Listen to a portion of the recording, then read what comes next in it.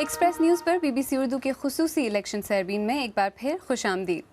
3 हफ्ते की इंतखाबी मुहिम के दौरान तमाम सियासी जमातों ने अपने मंशूर और प्रोग्राम अवाम के सामने बढ़ चढ़ कर पेश किए। वो जमातें जो सिक्योरिटी खतरात के बायस बराह रास्त भरपूर अवामी राब्ता मुहिम नहीं चला सकी, उन्होंने भी इलेक्ट्रॉनिक और सोशल मीडिया पर अपना पैगाम वोटर्स तक पहुँचाया। अवाम की पार्टियों से क्या तवक्कुआत हैं और क्या लोगों के लिए शख्सियात से ज़्यादा उनका प्रोग्राम अहम होगा? नामनिगार शमाला जाफरी की रिपोर्ट। अफजाल अशरफ लाहौर में खिराक का काम करते हैं। 12 अफराद की किफ़ालत की जिम्मेदार अफजाल इस मरतबा नवाज शरीफ को वोट देने का इरादा रखते हैं। पहला काम उनका यही होगा कि वो बिजली का मसला हल करेंगे, जैसा कि उन्होंने जगह जगह तकरीब पे वादा भी किया लोगों से। तकरीबन 85% जो है हमारा काम जो है ना वो ख़त्म हो गया, बिल्कुल ज़ीरो हो गया हुआ है। अब 15% है, वो भी किसी महीने में होता है, वो भी नहीं होता कभी।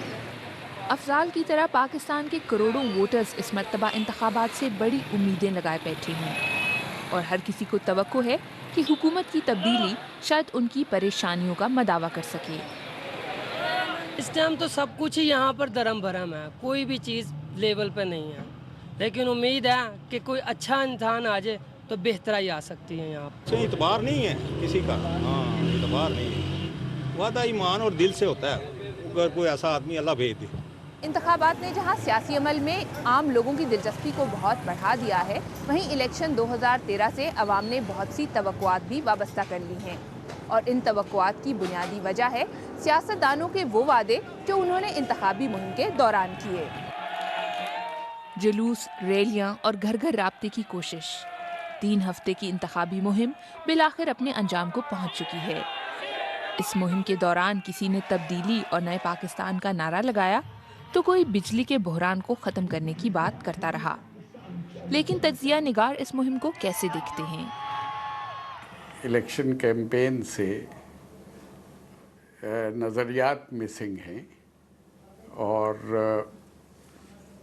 तमाम कैंपेन जो है मुख्तलिफ बड़ी पार्टियों की, वो एक दूसरे के ख़िलाफ़ जो कुछ उनकी परफॉर्मेंस रही है उसको क्रिटिसाइज़ करने तक और अपनी मामूली अचीवमेंट्स को प्रोजेक्ट करने तक है। मुबस्सिरीन के मुताबिक इलेक्शन के रोज़ वोटर्स की तरजीहात ही मुल्क की सिमत का फैसला करेंगी। शमाला जाफरी, BBC न्यूज़, लाहौर। शमाला जाफरी की रिपोर्ट हमने देखी। उमर हामिद, ये कहा जा रहा है कि ऐसा पहली मर्तबा हुआ है कि इश्यूज़ की बुनियाद पर इंतखाबी मुहिम चलाई गई है इस बार। क्या ये बात वाकई सही है और किस हद तक दुरुस्त है? देखिए आलिया, जो हम वेस्ट में देखते हैं कि इश्यूज़ पर जिस तरह इलेक्शंस होती हैं उस हद तक तो नहीं हुआ। हर पार्टी ने अपने हालात के मुताबिक मुहिम चलाई है। मसलन पीपल्स पार्टी के ऊपर इनकम्बेंसी का बोझ था, लिहाजा अगर आप उनकी कैंपेन देखें तो वो कॉन्स्टेंटली बेनज़ीर साहिबा और जुल्फ़िकार भुट्टो साहब को की याद दिलाते रहते हैं अपने वोटर्स को। PML नून ने जो अपनी कैंपेन चलाई है अपने रिकॉर्ड पर चलाई है कि जो उनने पंजाब में तरक्याती काम करवाए हैं, और PTI ने जो ख़ास तौर पर कैंपेन चलाई है वो चेंज के नाम पर कि तब्दीली लाज़मी है और करप्शन का ख़ात्मा और तब्दीली जो है वो पाकिस्तान में आनी चाहिए।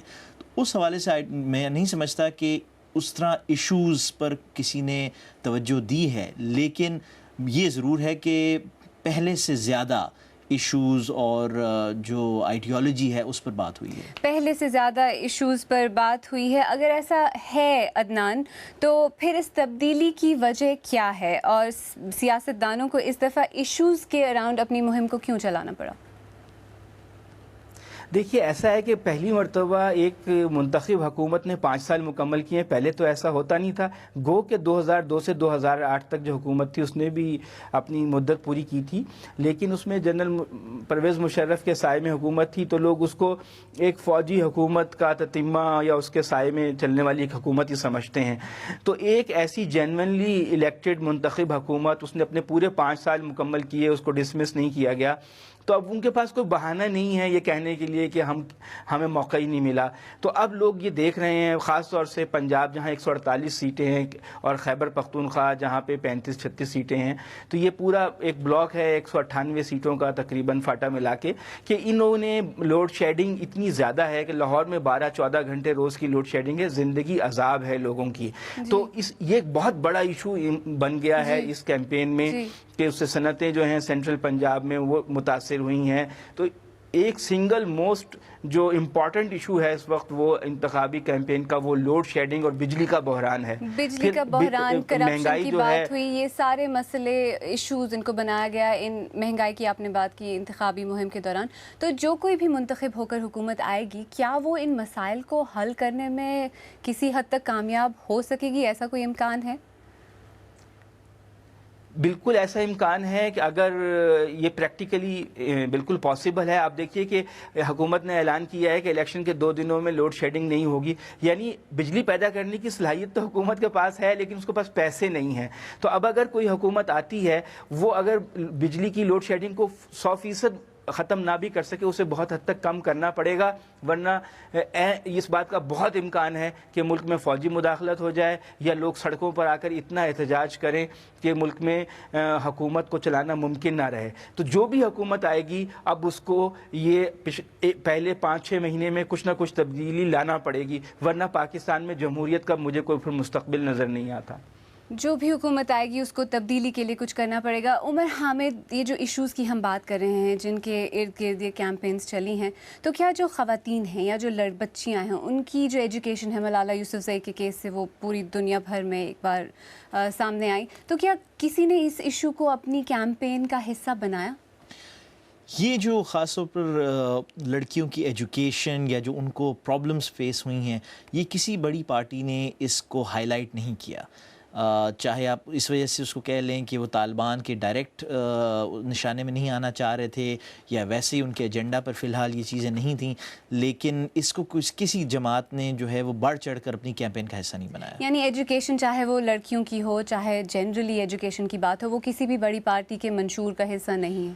انہوں نے اس کو یقیناً اس پر انہوں نے اپنے جو مینیفیسٹوز ہیں اس میں ذکر ضرور کیا ہے, لیکن جو اگر آپ ان کے پولیٹیکل ایڈورٹیزمنٹس دیکھیں یا جلسے دیکھیں تو میں نہیں سمجھتا کہ کوئی بھی جو بڑی جماعت ہے اس نے اس پر کوئی ہائی لائٹ کی ہوں یہ ایشوز. جی فراز, آپ کی نظر میں وہ کون سا ایک ایسا ایشو ہے جو لوگوں کو گھروں سے نکال کر پولنگ بوتھ تک پہنچائے گا اور ووٹ دینے پر مائل کرے گا؟ دیکھیے اب ایشو تو یہ الیکشن کمپین جو ہوئی, میں جس طرح اس کو دیکھتا ہوں, میں پہلے آپ کو وہ بتاؤں گا.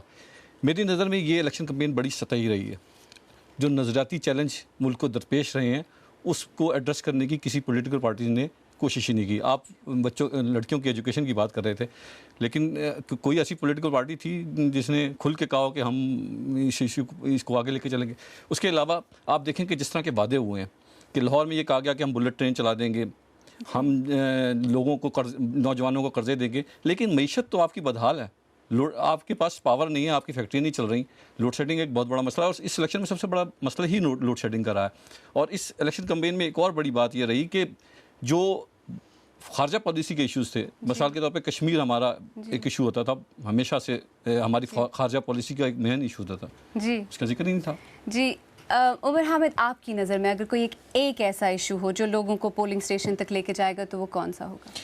میں سمجھتا ہوں کہ جو لوگوں میں چینج کیا, تبدیلی کی وہ ہے ایک امنگ پیدا ہوئی ہے, وہ ضرور, چاہے وہ تبدیلی صرف حکومت کی ہو یا پورے نظام کی.